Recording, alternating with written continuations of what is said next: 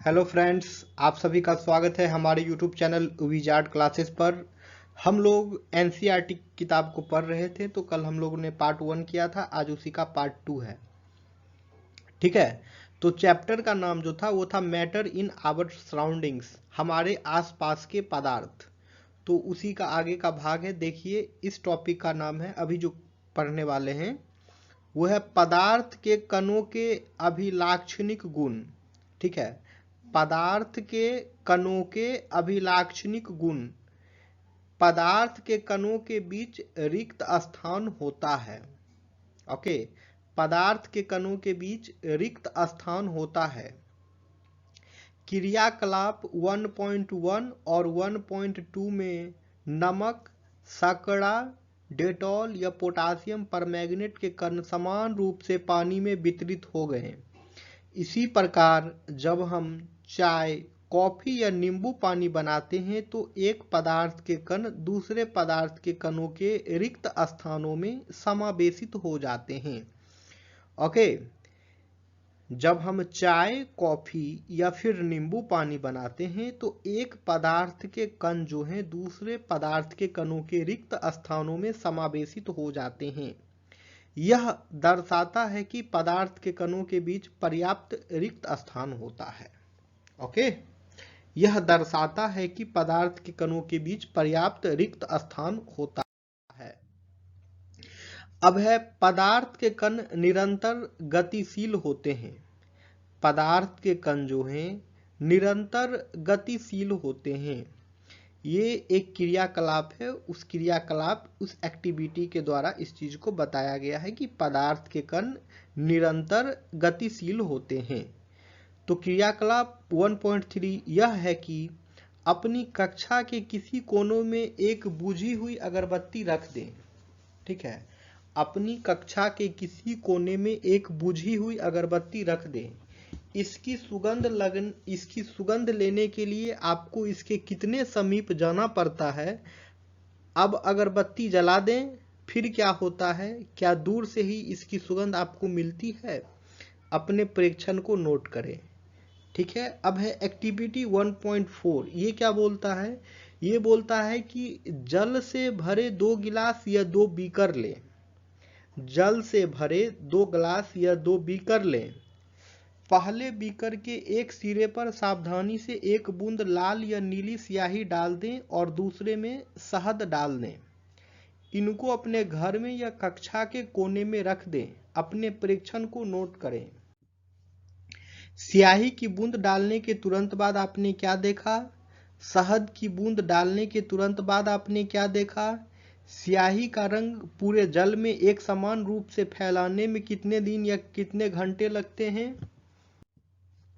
अब क्रियाकलाप 1.5 है। एक गिलास गर्म पानी से और दूसरा ठंडे पानी से भरे गिलास में कॉपर सल्फेट या पोटासियम परमैंगनेट का एक क्रिस्टल डालें और एक और रख दें। हिलाएं नहीं इसे। ओके, अब क्रिस्टल को सतह पर बैठने दें। गिलास में ठोस क्रिस्टल के ठीक ऊपर क्या दिखाई देता है? समय बिताने पर क्या होता है? इससे ठोस और द्रव के कणों के बारे में क्या पता चलता है? क्या तापमान के साथ मिश्रित होने की दर बदलती है? क्यों और कैसे?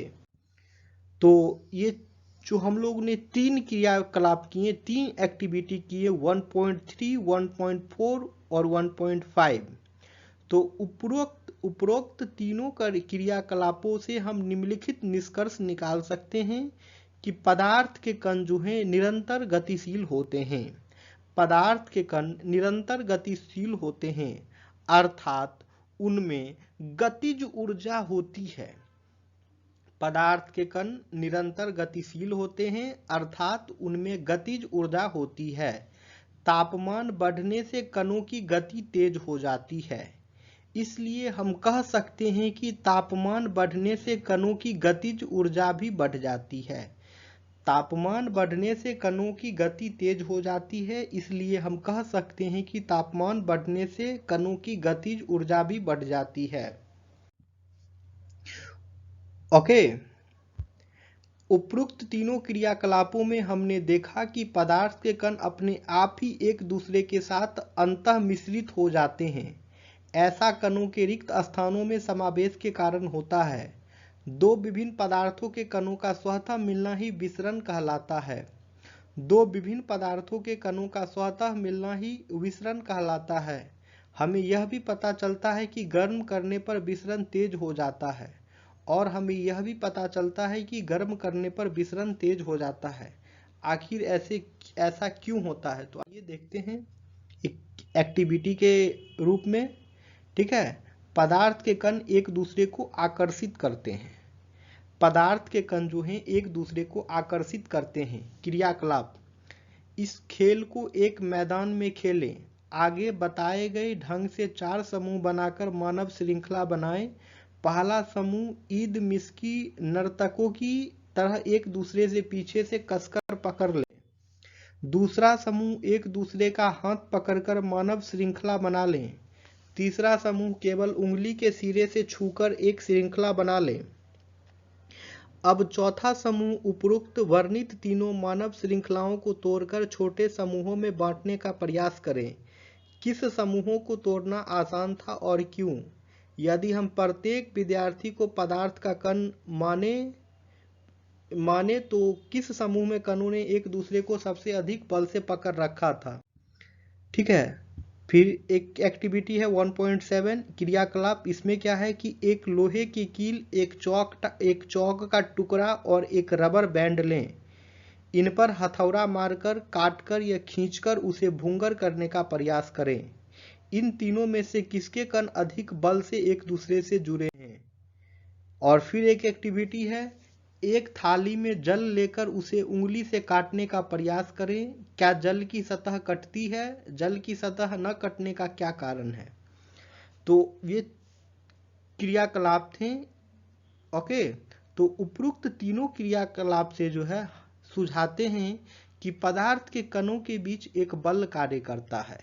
ये अभी हम लोगों ने 3 एक्टिविटी जो पढ़ा, ये तीनों एक्टिविटी, तीनों क्रियाकलाप जो हैं यह सुझाते हैं कि पदार्थ के कणों के बीच एक बल कार्य करता है। ओके, पदार्थ के कणों के बीच एक बल कार्य करता है। यह बल कणों को एक साथ रखता है। इस आकर्षण बल का सामर्थ्य प्रत्येक पदार्थ में अलग अलग होता है। नेक्स्ट है पदार्थ की अवस्थाएं। अपने आसपास के पदार्थों को ध्यान से देखें। ठीक है, अभी हम लोग पढ़ने वाले हैं पदार्थ की अवस्थाएं। तो अपने आसपास के पदार्थों को ध्यान से देखें, यह कितने प्रकार के हैं। हम पाते हैं कि पदार्थ अपने 3 रूप में होते हैं, ठोस, द्रव और गैस। पदार्थ की ये अवस्थाएं उसके कणों की विभिन्न विशेषताओं के कारण होती है। अब हम पदार्थ की तीनों अवस्थाओं के गुणों का विस्तार से अध्ययन करेंगे। ठोस अवस्था, ठीक है, इसके लिए भी एक क्रियाकलाप है। निम्नलिखित वस्तुओं को एकत्रित करें: पेन, किताब, सुई और लकड़ी की छड़। इन वस्तुओं के चारों ओर पेंसिल घुमाकर इनके आकार का रेखा चित्र बनाएं। क्या इन सभी का निश्चित आकार, स्पष्ट सीमाएं तथा स्थिर आयतन है? इन पर हथौड़ा मारने, खींचने या गिराने से क्या होता है? क्या इनका एक दूसरे से विसरण संभव है? बल लगाकर इनको संपीड़ित करने का प्रयास करें, क्या इनका संपीड़न होता है? तो उपरोक्त सभी उदाहरण ठोस के हैं। हम देख सकते हैं कि इन सभी का एक निश्चित आकार, स्पष्ट सीमाएं तथा स्थिर आयतन यानी नंगनय स्पिंडीयता होती है। बाहर बल लगाने पर भी यानी बाहरी बल लगाने पर भी ठोस अपने आकार को बनाए रखते हैं। बल लगाने पर ठोस टूट सकते हैं, लेकिन इनका आकार नहीं बदलता, इसलिए ये दृढ़ होते हैं। ओके, अब है निम्नलिखित पर विचार करिए। रबर बैंड को क्या माना जाएगा? क्या खींचकर इसका आकार बदला जा सकता है? क्या ये ठोस है? नेक्स्ट है बी, विभिन्न आकार के बर्तनों में रखने पर चीनी और नमक उन्हीं बर्तनों के आकार ले लेते हैं। क्या ये ठोस है? स्पंज क्या है? यह ठोस है, लेकिन फिर भी इसका संपीड़न संभव है। क्यों? तो ये सभी ठोस ही हैं। ये सभी जो हैं ठोस ही हैं, क्योंकि बाहर बल लगाए जाने पर रबर बैंड का आकार बदलता है और बल हटा लेने पर यह पुनः अपने मूल आकार में आ जाता है। अत्यधिक बल लगाने पर यह टूट जाता है। चाहे हम शक्करा या नमक को अपने हाथ में लें या किसी प्लेट या जार में रखें, इनके क्रिस्टलों के आकार नहीं बदलते हैं। स्पंज में बहुत छोटे छिद्र होते हैं जिनमें वायु का समावेश होता है। जब हम इसे दबाते हैं तो वे वायु बाहर निकलती है, जिससे इसका संपीड़न संभव होता है। अब है द्रव अवस्था, तो इसका भी क्रियाकलाप है। ओके, तो इसका एक्टिविटी देख लीजिए। एक्टिविटी देखने से ये होगा कि क्वेश्चन समझना आपके लिए काफ़ी आसान हो जाएगा। ओके फ्रेंड्स, तो इसमें क्या है कि निम्नलिखित वस्तुओं को एकत्रित करें: जल, खाना पकाने का तेल, दूध, जूस, शीतल पेय। विभिन्न आकार के बर्तन प्रयोगशाला के एक मापक सिलेंडर की सहायता से इन बर्तनों में 50 ml पर निशान लगा लें। इन द्रवों को फर्श पर डाल देने पर क्या होगा? किसी एक द्रव का 50 ml मापकर विभिन्न बर्तनों में क्रमशः एक एक करके डालें। क्या प्रत्येक बार आयतन एक समान रहता है? क्या द्रव का आकार एक समान रहता है? द्रव को एक बर्तन से दूसरे बर्तन में उड़ेलने पर क्या यह आसानी से बहता है? तो इन सभी प्रेक्षण से हम पाते हैं कि द्रव का आकार लेकिन आयतन निश्चित होता है। ठीक है, द्रव का जो है आकार नहीं लेकिन आयतन निश्चित होता है। जिस बर्तन में इन्हें रखा जाए तो ये उसी का आकार ले लेते हैं। द्रवों में बहाव होता है और इनका आकार बदलता है, इसलिए ये दृढ़ नहीं लेकिन तरल होते हैं। ओके, अब है क्रियाकलाप 1.4 और 1.5 के संदर्भ में हमने देखा कि ठोस और द्रव का मिश्रण द्रवों में संभव है। वातावरण की गैसें विसरित होकर जल में घुल जाती है। ये गैसें विशेषतः ऑक्सीजन एवं कार्बन डाइऑक्साइड जलीय जंतुओं तथा पौधे के लिए अनिवार्य होती है। सभी जीवधारी अपने जीवन निर्वाह के लिए श्वास लेते हैं। जलीय जंतु जल में घुली ऑक्सीजन के कारण श्वास लेते हैं। इस तरह से हम निष्कर्ष पर पहुंचते हैं कि द्रव में जो है ठोस, द्रव और गैस तीनों का विसरण संभव है। ठोसों की अपेक्षा द्रवों में विसरण की दर अधिक होती है। ऐसा इसलिए है क्योंकि द्रव अवस्था में पदार्थ के कण स्वतंत्र रूप से गति करते हैं और ठोस की अपेक्षा द्रव के कणों में रिक्त स्थान भी अधिक होता है। ठीक है, अब हम लोग पढ़ेंगे गैसीय अवस्था। आपने कभी उस गुब्बारे वाले पर ध्यान दिया है जो गैस के एक ही सिलेंडर से बहुत सारे गुब्बारों में हवा भरता है? उससे पता लगाएं कि एक सिलेंडर से वह कितने गुब्बारे भरता है। उससे पूछिए कि सिलेंडर में कौन सी गैस है। तो ठीक है, इसके लिए एक क्रियाकलाप है। इस क्रियाकलाप को देखिए। 100 ml की 3 सिरिंज लेना है। उनके सिरे को रबर के कॉर्क से बंद कर दें, जैसा कि आप लोग चित्र 1.4 में देख रहे हैं। सभी सिरिंजों के पिस्टन को हटा लें। पहली सिरिंज में हवा रहने दें, दूसरी में जल और तीसरी में चॉक के टुकड़े भर दें। पिस्टन को वापस सिरिंज से लगाएं। सिरिंज के पिस्टन की गतिशीलता आसान करने के लिए उस पर थोड़ी वैसलीन लगा दें। अब पिस्टन को सिरिंज में डालकर संपीड़ित करने की कोशिश करें। ओके, तो आपने क्या देखा? किस स्थिति में पिस्टन आसानी से अंदर चला गया? अपने प्रेक्षण से आपने एक अनुमान लगाया। हमने देखा कि ठोसों एवं द्रवों की तुलना में गैसों की संपीड्यता यानी कि कॉम्प्रेशन काफी अधिक होती है। हमने देखा कि ठोस एवं द्रव की तुलना में गैसों की संपीड्यता जो है यानी कि कॉम्प्रेशन काफी अधिक होती है।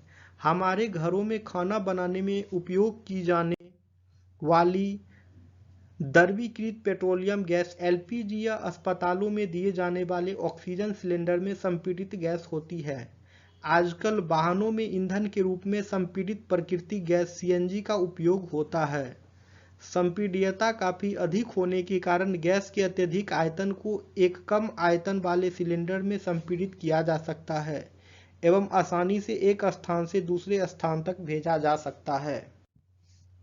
हमारी नाक तक पहुंचने वाली गंध से बिना रसोई में प्रवेश किए ही हम जान सकते हैं कि क्या पकाया जा रहा है। यह गंध हम तक कैसे पहुंचती है? खाने की गंध के कण वायु में मिल जाते हैं और रसोई से फैलकर हम तक पहुंच जाते हैं। ओके, यह गंध के कण और दूर भी जा सकते हैं। पके हुए गर्म खाने की महक हमारे पास तक कुछ ही क्षणों में पहुंच जाती है। इसकी तुलना ठोस एवं दरमों के विसरण से करें। कणों की तेज गति और अत्यधिक रिक्त स्थानों के कारण गैसों का अन्य गैसों में विसरण बहुत तीव्रता से होता है। तो ये एक एक्टिविटी है चित्र 1.5, इसको देखिए। इसमें क्या है, ए, बी तथा सी पदार्थ की तीनों अवस्थाओं के कणों का योजनाबद्ध आवर्धित चित्रण है। तीनों अवस्थाओं में कणों की गति को देखा जा सकता है और उनकी तुलना की जा सकती है। गैसीय अवस्था में कणों की गति अनियमित और अत्यधिक तीव्र होती है। इस अनियमित गति के कारण ये कण आपस में एवं बर्तन की दीवारों से टकराते हैं। बर्तन की दीवार पर गैस कणों द्वारा प्रति इकाई क्षेत्र पर लगे बल के कारण गैस का दबाव बनता है। अब है, क्या पदार्थ अपनी अवस्था को बदल सकता है? क्या पदार्थ अपनी अवस्था को बदल सकता है? अपने प्रेक्षण से हम जानते हैं कि जल पदार्थ की तीनों अवस्थाओं में रह सकता है। अपने प्रेक्षण से हम जानते हैं कि जल पदार्थ की तीनों अवस्थाओं में रह सकता है। ठोस जैसे बर्फ, द्रव जैसे जल एवं गैस जैसे जल वाष्प। अवस्था बदलने के दौरान पदार्थ के अंदर क्या होता है? अवस्था के परिवर्तन से पदार्थ के कणों पर क्या प्रभाव पड़ता है? क्या हमें इन प्रश्नों का उत्तर नहीं खोजना चाहिए? तो आइए देखते हैं। तापमान परिवर्तन का प्रभाव। तो हम लोग अभी एक क्रियाकलाप करेंगे और ये क्रियाकलाप में ये होगा कि एक बीकर में 150 ग्राम बर्फ का टुकड़ा लें एवं चित्र 1.6 के अनुसार उसमें प्रयोगशाला में प्रयुक्त थर्मामीटर को इस प्रकार लटका दें कि थर्मामीटर का बल्ब बर्फ को छू रहा हो। धीमी आंच पर बीकर को गर्म करना शुरू करें। जब बर्फ पिघलने लगे तो तापमान नोट कर लें। जब संपूर्ण बर्फ जल में परिवर्तित हो जाए तो पुनः तापमान नोट करें। ठोस से द्रव अवस्था में होने वाले परिवर्तन में प्रेक्षण को नोट करें। अब बीकर में एक कांच की छड़ डालें और हिलाते हुए गर्म करें। जब तक जल उबलने न लगे थर्मामीटर की माप पर बराबर नजर रखे रहें जब तक कि अधिकतर जल वाष्प न बन जाए। जल के द्रव अवस्था से गैसीय अवस्था में परिवर्तन में प्रेक्षण को नोट करें। तो अब है, ठोस के तापमान को बढ़ाने पर उसके कणों की गति ऊर्जा बढ़ जाती है। ठीक है, ठोस के तापमानों को बढ़ाने पर उसके कणों की गतिज ऊर्जा बढ़ जाती है। गतिज ऊर्जा में वृद्धि होने के कारण कण अधिक तेजी से कंपन करने लगते हैं। ऊष्मा के द्वारा प्रदत्त की गई ऊर्जा कणों के बीच के आकर्षण बल को पार कर लेती है। इस कारण कण अपने नियत स्थान को छोड़कर अधिक स्वतंत्र होकर गति करने लगते हैं। एक अवस्था ऐसी आती है जब ठोस पिघलकर द्रव में परिवर्तित हो जाता है। ठीक है, तो ये है नोट। पहले नोट देख लीजिए। तापमान की अंतर्राष्ट्रीय एसआई मात्रक केल्विन होता है। ओके, तापमान की अंतर्राष्ट्रीय एसआई मात्रक जो है केल्विन होता है, जिसे हम लोग के से डिनोट करते हैं। 0 डिग्री सेल्सियस होगा 273.15 केल्विन। 0 सेल्सियस बराबर होगा 0 डिग्री सेल्सियस बराबर 273.15 केल्विन। ठीक है, 273.15 केल्विन। सुविधा के लिए हम दशमलव का पूर्णांक बनाकर 0 डिग्री सेल्सियस बराबर 273 के ही मानते हैं। सुविधा के लिए हम दशमलव का पूर्ण आकार बनाकर 0 degree equal to 273 degree kelvin ही मानते हैं।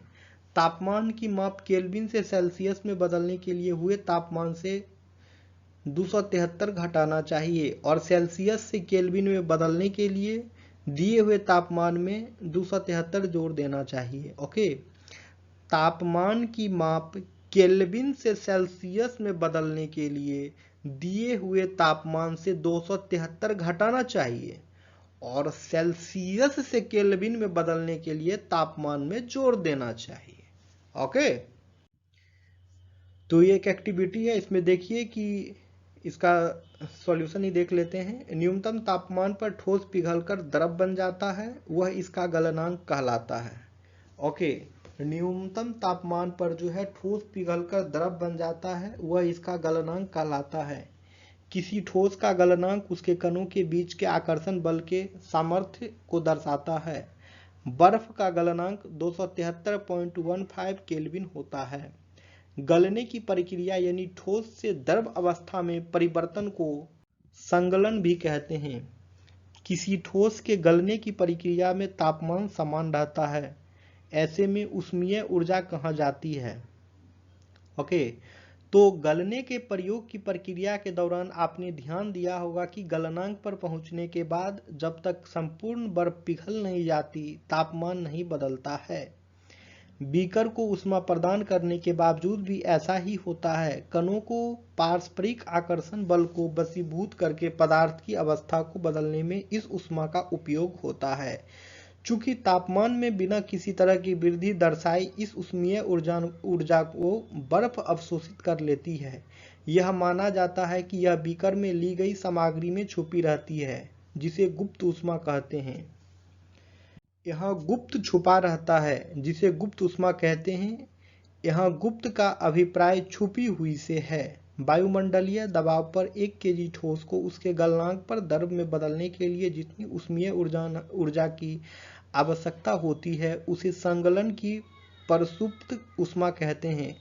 अर्थात 0 डिग्री सेल्सियस बराबर 273 केल्विन पर जल के कणों की ऊर्जा उसकी तापमान पर बर्फ के कणों की ऊर्जा से अधिक होती है। जब हम जल में ऊष्मीय ऊर्जा देते हैं तो कण अधिक तेजी से गति करते हैं। एक निश्चित तापमान पर पहुंचकर कणों में इतनी ऊर्जा आ जाती है कि वे परस्पर आकर्षण बल को तोड़कर स्वतंत्र हो जाते हैं। इस तापमान पर द्रव गैस में बदलना शुरू हो जाता है। वायुमंडलीय दाब पर वह तापमान जिस पर द्रव उबलने लगता है, उसे इसका क्वथनांक कहते हैं। क्वथनांक समशिष्ट गुण है। द्रव के सभी कणों को इतनी ऊर्जा मिल जाती है कि वे वाष्प में बदल जाते हैं। जल के लिए यह तापमान 373 केल्विन यानी कि 100 डिग्री सेल्सियस बराबर 273 प्लस 100 इक्वल टू 373 केल्विन होगा। क्या आप वाष्पीकरण की गुप्त ऊष्मा को परिभाषित कर सकते हैं? इसे उसी तरह परिभाषित कीजिए जैसे हमने संगलन की प्रसुप्त ऊष्मा को परिभाषित किया है। 373 केल्विन यानी कि 100 डिग्री सेल्सियस तापमान पर भाप अर्थात वाष्प के कणों में उसी तापमान पर पानी के कणों की अपेक्षा अधिक ऊर्जा होती है। ऐसा इसलिए है क्योंकि भाप के कणों ने वाष्पीकरण की गुप्त ऊष्मा के रूप में अतिरिक्त ऊष्मा अवशोषित कर ली है। अब है ठोस, द्रव अवस्था, गैसीय अवस्था। तो ठोस को आप ऊष्मा दीजिएगा तो वो द्रव में बदल जाएगा, और द्रव में ऊष्मा दीजिएगा तो गैसीय अवस्था में बदल जाएगा, और फिर रिवर्स हो जाएगा। जैसे गैसीय अवस्था में आप शीतलता दीजिएगा तो वो द्रव अवस्था में आ जाएगा, और द्रव अवस्था को शीतलता दीजिएगा तो ठोस अवस्था में चल जाएगा। तो आज की क्लास में इतना ही करते हैं। 20-25 मिनट का क्लास हो गया है। फिर हम लोग मिलेंगे नेक्स्ट वीडियो में। इसी का पार्ट 3 करेंगे, इससे आगे के जो भी हैं। ठीक है, तो आप लोग हमारे चैनल से जुड़े रहें ताकि वीडियो का अपडेट्स मिलता रहे। इस तरह के वीडियो हमारे चैनल पे कंटिन्यू अपलोड होते रहेंगे। Okay friends, thank you everyone. फिर मिलते हैं नेक्स्ट वीडियो में।